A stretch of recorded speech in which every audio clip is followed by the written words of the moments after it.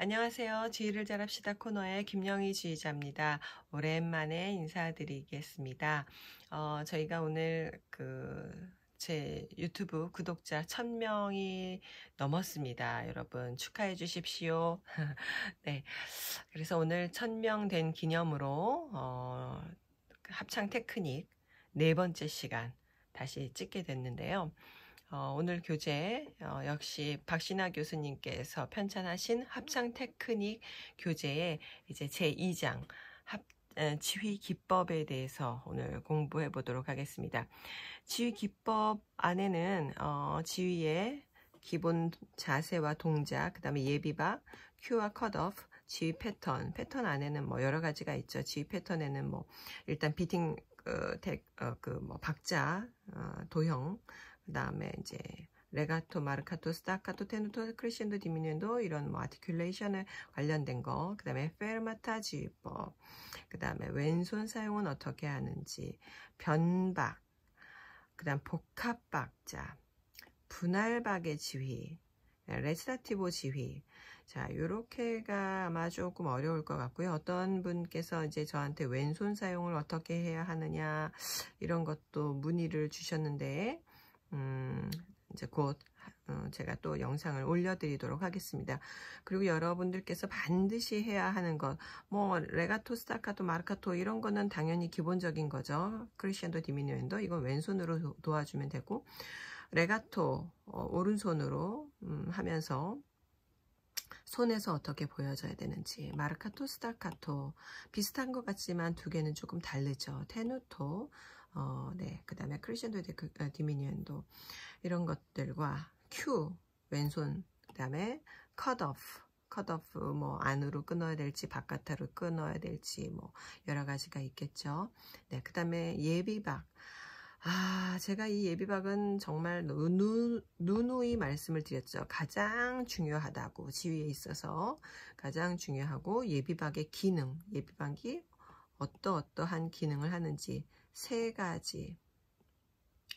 첫 번째 예비박은, 네, 그 다음 두 번째 예비박이 뭘 하는지, 세 번째 예비박은 뭘 할까요? 자, 제가 영상에서 누누이 강조한 점들이 있습니다. 네, 여기 이거는 기말고사 항상 1번 문제입니다. 네.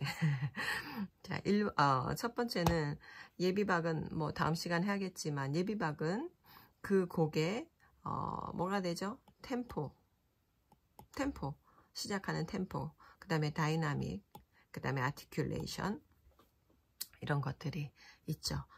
그 외에 또 이제 두 가지가 더 이 책에서는 말씀을 하고 있으니까 다음 시간에 더 자세하게 얘기를 하겠고요.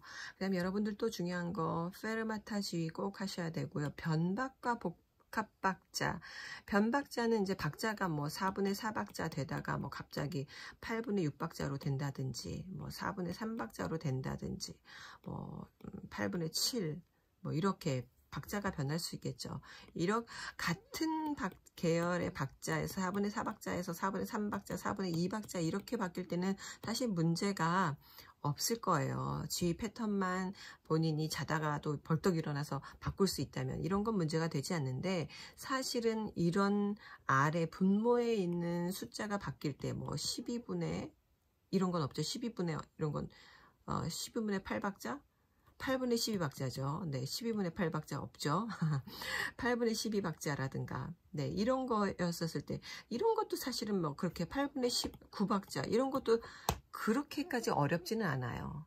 왜냐하면 이 위의 숫자가 나눠지잖아요. 3개씩. 3박자 계열이고 얘는 4박자 계열이니까 8분의 6박자는 2박자 계열이니까 문제가 되지 않아요. 문제는 8분의 7박자, 뭐 8분의 5박자, 뭐 8분의 3박자, 8분의 3박자 같은 경우 인원으로도 갈 수 있고 뭐 3개로도 갈 수 있겠지만, 이런 것들이 사실 요 두 가지가 우리 합창지휘 쪽에서는 가장 이제 문제가 되겠죠. 이걸 어떻게 지휘하는지, 카운터를 어떻게 세야 되는지, 이게 문제죠. 네. 4분의 4박자 되다가 8분의 3박자가 됐었을 때 카운터를 어떻게 세야 되는지, 그러다가 막 갑자기 2분의 2박자까지 나왔다 하면은 이제 더 이렇게 굉장히 이제 혼미스러워지실 수 있으시겠죠. 이런 거 연습을 굉장히 지휘 손으로 말고 일단 리듬으로 본인이 박자를 잘 세실 수 있도록 연습을 많이 하셔야 됩니다. 지휘자님들께서는 박자 리듬 연습을 많이 하시고요.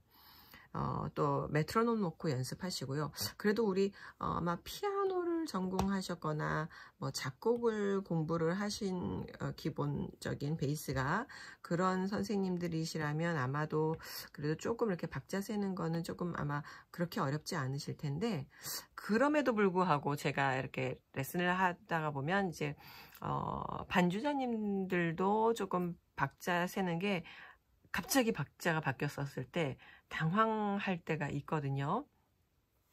반주를 할 때는 괜찮은데 이제 지휘를 시키면, 지휘를 공부를 하는 학생들이 왔었을 때 전공이 피아노였어도 갑자기 지휘를 해라 라고 하면 갑자기 순간적으로 헷갈려 할 때가 있으시더라고요. 그래서 그런 거가 언제 어디서나 자다가 벌떡 일어나도 할 수 있을 정도로 항상 몸에서 기본적인 박자 젓는 거라든지 리듬감은 꼭 가지고 계셔야 할 것 같습니다.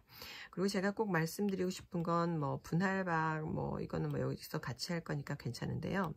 이거예요. 레치타티보 지휘. 레치타티보 지휘는 이제 뭐 저희가 오라토리오 할 때 많이 이제 나오겠지만 합창지휘자 선생님들이 오라토리오 지휘의 레치타티보를 조금 어려워하시는 경향들이 조금 있으신 것 같아요. 그러니까 이 레치타티보는 제가 생각했을 때는 지휘에 있어서는 끝판왕이다 라고 저는 생각을 합니다. 그만큼 조금 어려운 부분이니까 본인이 만약에 성악을 전공하신 분들이 오페라를 공부를 하셔서 내가 뭐 오페라를 한번 연주를 했었다, 레치타티보가 들어있는 그런 경우에는 아마도 조금 지휘하기가 쉬우실 거예요. 뭐 물론 이제 손이 또 그만큼 따라줘야 되겠지만요. 그런데 그렇지 않은 경우에는 아마 레치타티보 공부를 좀 따로 많이 하셔야 될 거라고 생각이 됩니다. 반드시 레치타티보는 거의 모든 지휘 뭐 이제 제가 말씀드리는 지휘에는 합창뿐만이 아니고 오케스트라 또 협주곡까지 다 들어가 있거든요.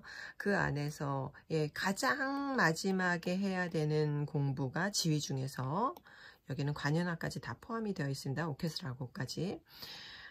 가장 마지막에 해야 되는 지휘가 레치타티보 지휘거든요. 지휘 레슨 이렇게 받으실 때 커리큘럼 이렇게 보면 제일 뭐 처음에 시작하는 게 뭐 사성가, 사성부, 찬송가 정도서부터 시작이 되겠죠. 단순한 그렇게 됐었을 때 뭐 나중에 심포니도 지휘를 하시고 뭐 협주곡도 하시고, 협주곡이 나중에 있고요. 그 다음에 제일 나중에 하는 게 오페라 지휘고, 그 다음에 더 나중에 하는 게 사실은 레치타티보 지휘거든요. 레치타티보 지휘를까지 꼭 마스터 하시기 바랍니다. 네. 자, 그럼 이제 오늘 본론으로 들어가겠습니다. 자, 시간이 많이 지났네요. 자, 첫 번째, 지휘의 기본 자세와 동작. 지휘 기법을 연구하기 전에 이 아래의 11가지의 지휘 동작에 관한 사항을 알아야 한다. 자신이 만들고자 하는 음악이 지휘를 통해서 표현할 수 있다면 훌륭한 지휘자다. 다시 한번, 자신이 만들고자 하는 음악이 지휘를 통해서 표현할 수 있다면 훌륭한 지휘자다. 이거는 오늘의 가장 결과물입니다. 결과. 본인이 만들고자 하는 어떤 음악이 이 내 지휘, 내 손에서 다 표현될 수 있다면 훌륭한 지휘자이다. 네, 이 말씀을 꼭 명심해 두시고 한번 보도록 하겠습니다. 자, 여기서 9번하고 10번은 같이 할 거고요. 그 다음에 여기 5번, 6번도 같이 하도록 하겠습니다. 뭐 7번까지 같이 묶을 수 있겠네요. 자, 1번. 음악을 손으로 표현할 수 있어야 된다. 당연하죠. 음악을 우리는 지휘자니까 지휘자는 말로 하는 것이 아니고, 리허설 할 때는 물론 말로 하지만 실질적으로 무대에 올라가서는 손으로만 표현을 해야 되죠. 성악가는 노래로 음악을 표현하고, 피아니스트는 피아노로, 또 악기 하시는 분들은 악기로 음악을 표현하죠. 지휘자는 손으로, 자신의 손으로 음악을 표현을 해야 됩니다. 그렇듯이 얼만큼 손이 자유자재로 표현을 할 수 있는지 연습하셔야 되겠죠. 2번, 지휘는 손끝으로 하는 것이다. 그림을 그릴 때 붓끝으로 그림을 그리는 것처럼 지휘는 손끝으로 하는데 손끝으로 그 도형이 그려져야 합니다. 손끝이 아닌 팔꿈치를 사용한다든지 어깨로 지휘를 하지 않도록, 그리고 지휘봉을 사용을 할 때에도 지휘봉의 이 끝으로 타점이 형성되어야 하듯이 항상 지휘는 손끝으로 해야 합니다. 세 번째, 지휘는 스트라이크 존 안에서 기본 동작이 만들어져야 한다. 여기서 스트라이크 존이라고 하는 것은 우리 야구에서의 스트라이크로 판정되기 위해서 지나쳐야 하는 그 공간을 말을 하는데요. 이 책에서는 이 공간이 어디의 공간이냐면 사람의 얼굴, 눈을 넘지 말아야 되고, 그 다음에 아래에는 그 배꼽, 본인의 배꼽을 더 밑으로 내려가지 않도록, 너무 위로 올라가지 말고 너무 아래로 내려가지 마라. 그리고 양옆이 본인의 어깨 정도 사이즈로만 벌려서 지휘를 해라. 요 안에서 지휘를 해라.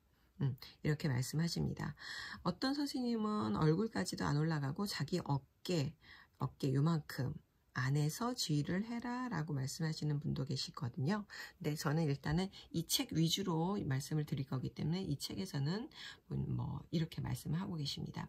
그런데 우리 특히 이제 한국 그 지휘자, 특히 합창 지휘자 선생님들 보면, 특히 이제 교회 찬양대 지휘자님들 보면 굉장히 많이 지휘가 손이 높아요.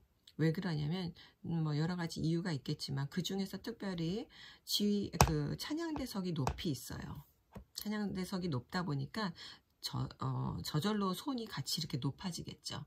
예, 그리고 또 한 가지는 보면대가, 합창지휘자님들은 보면대가 좀 높이 있는 것 같아요. 높이 세워놓고, 그러다 보니까 손을 안 닿게 하려고 하다 보니 당연히 손이 높아지겠죠.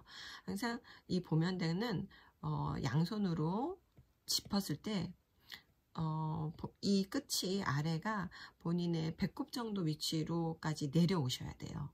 네, 내려와야 지휘를 할 때에도 손이 닿지 않게 보면대에, 그래서 좀 더 낮게 지휘를 하시는 거를 말씀을 드리고요. 또 우리 이 책에서 말씀하시기를 이 보면대가 높으면 그 단원들의 마음을 들뜨게 하거나 아니면 호흡이 뜨게 되는 결과를 가져올 가능성이 많다고 합니다.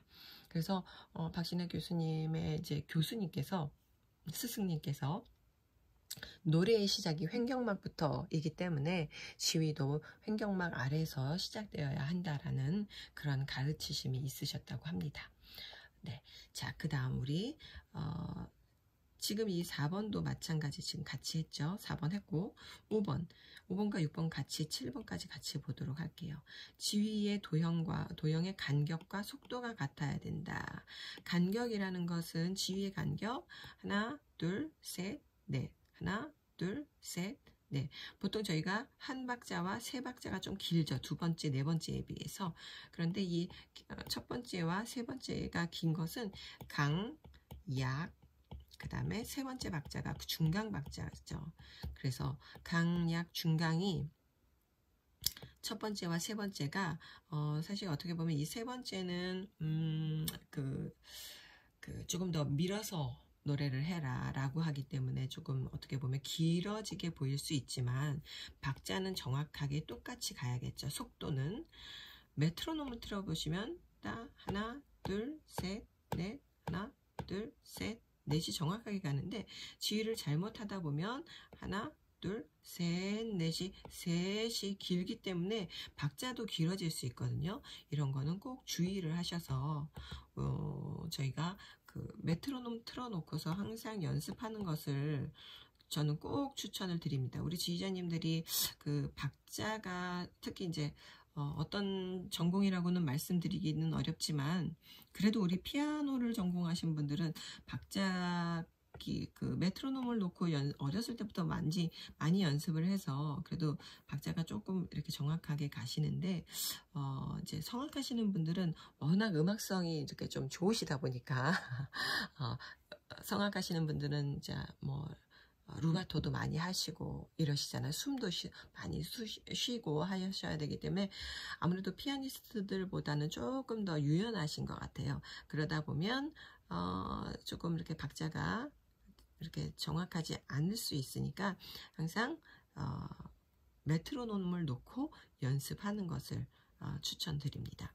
그 다음 지휘의 타점은 언제나 지상과 평형을 이루어야 한다.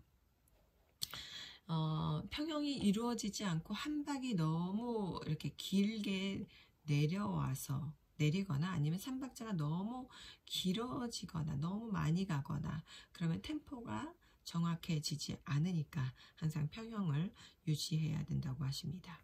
자, 그 다음에 지휘의 기본 도형을 무시하지 말라 라고 되어 있는데요. 지휘의 기본 도형 하나, 둘, 셋, 넷 하나, 둘, 셋, 넷 하나, 둘, 셋, 넷 하나, 둘, 셋, 하나, 둘, 하나, 둘, 하나, 둘. 네, 이런 기본 도형 안에서 꼭 연습을 하시고 이 도형 안에서 지휘를 하시면 너무 현란한 지휘를 하지 말라는 말씀이거든요. 사실은 바꿔 말하면 네, 그러면 이렇게 지휘했을 경우에 누가 제일 좋아하냐면 오케스트라 단원들이 가장 좋아하세요. 왜냐하면 박자 쉬고 있다가 지휘자의 그 패턴을 보면 몇 번째 박자인지 다 알기 때문에 쉬다가 나와도 금방 차고 들어갈 수 있거든요. 본인들이 잘 세고 있지만 그래서 현란한 지휘가 되지 않도록 기본 도형을 무시하지 마라. 그리고 이게 기본 도형이 잘 되면 거기다가 조금 더 이제 본인의 스타일에 맞게 또 음악에 맞게 하실 수는 있으나 너무 과하지 않게 하셨으면 좋겠습니다. 자, 8번째, 지휘할 때 몸의 자세를 바르게 유지하라. 이거는 뭐 어떤 거나 다 마찬가지인 것 같습니다. 운동을 할 때도 자세가 가장 중요하고요. 뭐 피아노 칠 때나 뭐 성악 노래를 할 때나 어떤 악기를 할 때나 지휘할 때나 항상 몸의 자세가 바른 자세를 유지하라고 합니다. 허리를 굽히거나 뭐 몸을 비틀거나 상체를 흔들며 지휘하는 것은 보기가 좋지 않죠. 네. 자, 그 다음에 9번과 10번 소리의 생성을 돕는 지휘를 해라. 얼굴 표정을 잘 사용해라. 자, 이거는 같은 합창단 그리고 같은 곡을 지휘를 하더라도 지휘에 따라서 소리가 달라질 수 있습니다. 합창 소리가 좋아지는 지휘자가 훌륭한 지휘자이죠. 그쵸? 지휘자가 딱 나왔는데 갑자기 합창 소리가 확 바뀌어요. 네, 굉장히 훌륭한 지휘자죠. 이것은 어떻게 보면 뭐 레가토도 굉장히 잘해서 그럴 수도 있고 음악을 자연스럽게 유연하게 이끌고 가는 지휘일 수도 있고 왼손 사용 때문에 소리의 방향을 제시하고 중음과 고음 낼 때 지휘와 얼굴 표정을 달리하면서 또 고음을 낼 때 고음에 맞는 얼굴 표정과 모양을 제시 이런 걸 함으로 해서 합창 소리가 달라질 수 있겠죠. 그러기 위해서는 우리 그 지휘자님들은 얼굴 표정을 잘 사용해라 라고 이렇게 말씀을 하셨는데 얼굴 표정에서 너무 지나치게 혹시 상기된 얼굴을 하게 되면 오히려 음정이 샵이 될 수도 있습니다. 네, 그런 걸 또 오히려 또 주의하셔야 되고요. 그 다음에 이제 가사와 곡에 맞는 가사와 곡의 무드에 맞는 얼굴 표정으로 바꿔서 좋은 음악을 하는데 도움이 된다고 합니다. 자, 그 다음에 마지막 이제 11번 시대에 맞는 지휘를 하라. 시대에 맞는 지휘를 하라.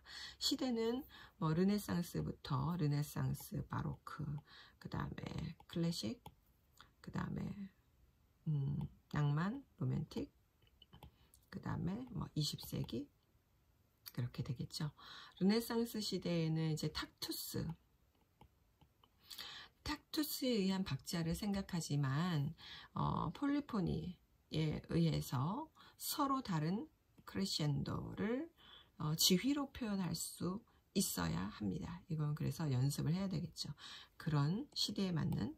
그다음 바로크 시대에는 항상 리듬이 또 중요하죠. 리듬과 에너지. 그래서 이런 거를 어떻게 표현을 할 수 있는지, 지휘를 할 수 있는지. 클래식 시대에는 아주 간결한 지휘. 그 다음 로맨틱 시대에는 지휘자의 그 해석에 입각한 지휘. 그 다음 20세기에는 굉장히 곡들이 어렵기 때문에 정확한 지휘, 정확성을 요구하는 지휘. 리듬도 난해하고 음정도 간격이 굉장히 넓을 수도 있고 굉장히 좁을 수도 있기 때문에 정확한 지휘를 요구한다고 합니다. 그래서 이런 모든 11가지를 통해서 자신이 만들고자 하는 음악이 이 지휘를 통해서 표현할 수 있다면 우리는 그분은 굉장히 훌륭한 지휘자님이다 라고 말씀을 드릴 수 있겠죠. 네, 이렇게 해서 우리 이런 기본 자세와 동작들 연습하셔서 훌륭한 지휘자님들이 다 되셨으면 좋겠습니다. 자, 오늘 수업은 여기서 마치고요. 저희는 다음 시간에 또 찾아뵙도록 하겠습니다. 감사합니다.